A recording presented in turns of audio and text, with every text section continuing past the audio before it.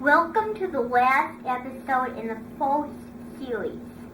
Here we have a special guest, Gabrielle Cody. She is a master antipasto executive. And she is going to be showing us how to make a wonderful antipasto that you can make at home. So Gabrielle Cody, what are we making today? We're making eggplant caponata. All right.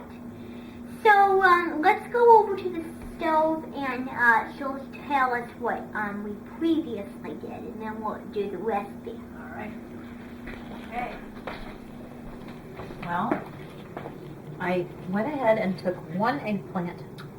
Okay. And I peeled it and I cubed it into small cubes. Cut it into small slices. Right.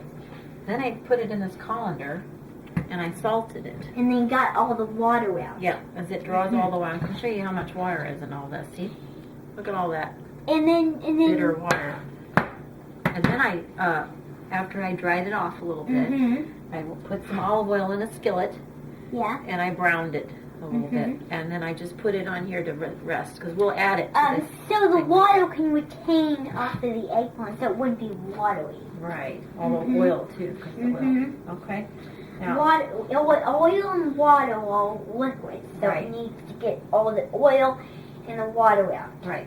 And then I set that aside and I heated a skillet with some olive oil and I sliced up a small white onion and then you browned it slowly. You have to keep it on low heat, otherwise it'll brown too quickly and then it'll get soft for you. So you don't want soggy or soft onions. Right. Now You want them crisp and brown.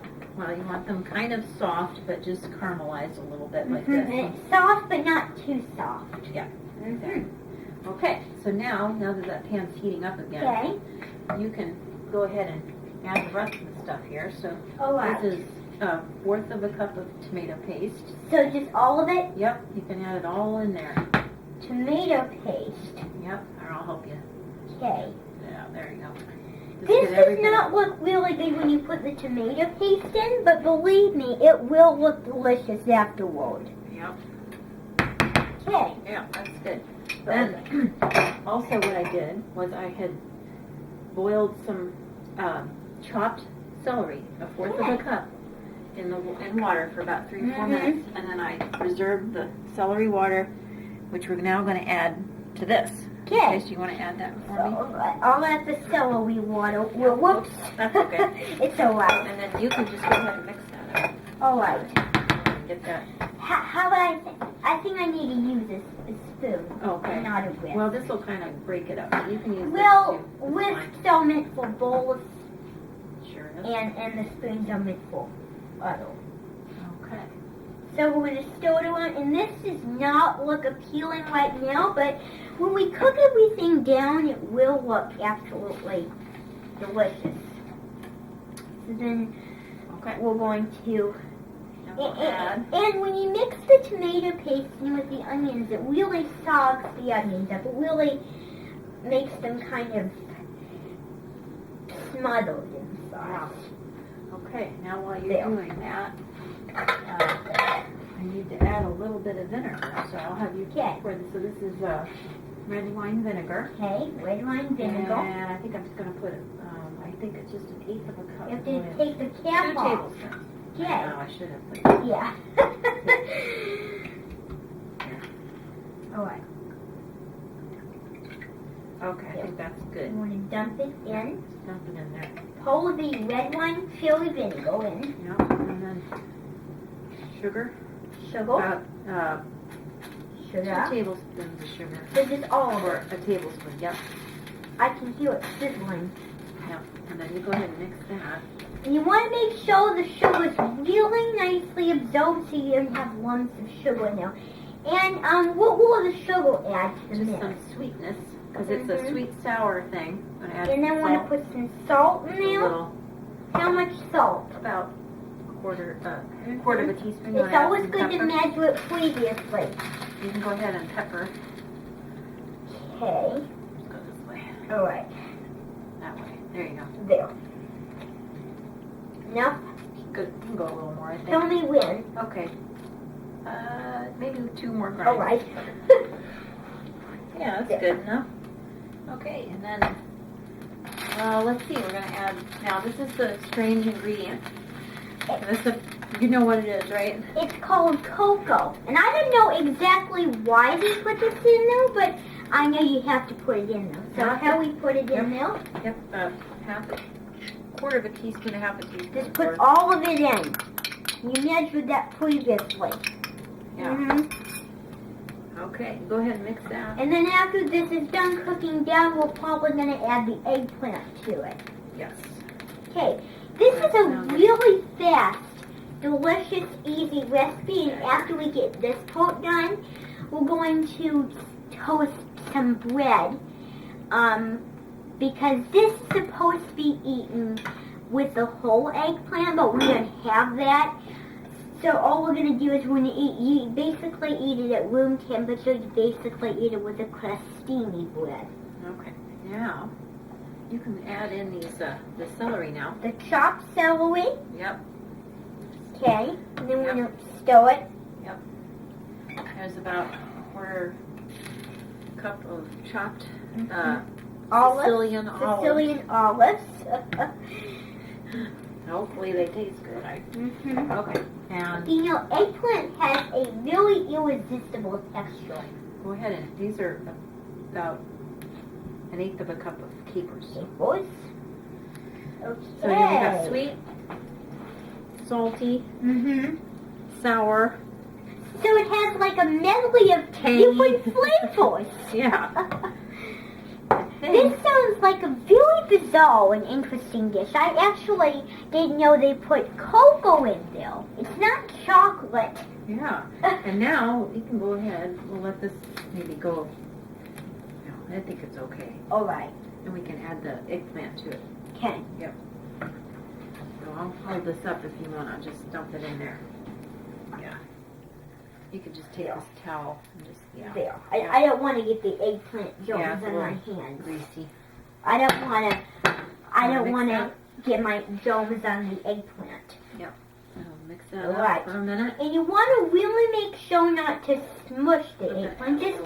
Just whisk really lightly so that the eggplant doesn't squash and squish and get mushy. I think that's all the ingredients.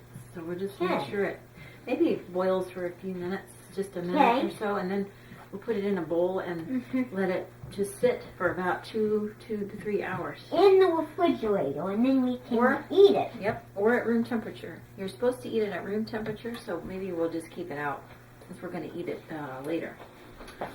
So what are we going to do next? Well, let's let it bubble up for a second and just kind of heat up through, and then we'll turn off the heat and pour it in the bowl. Okay.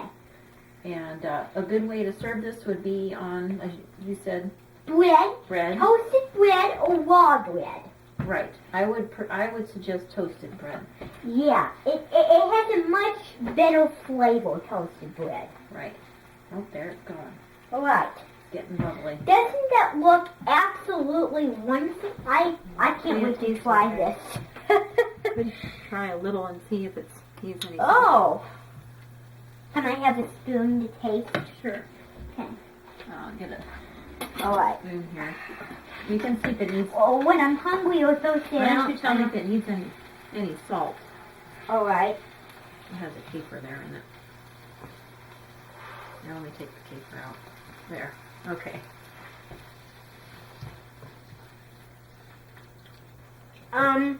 Maybe a little salt.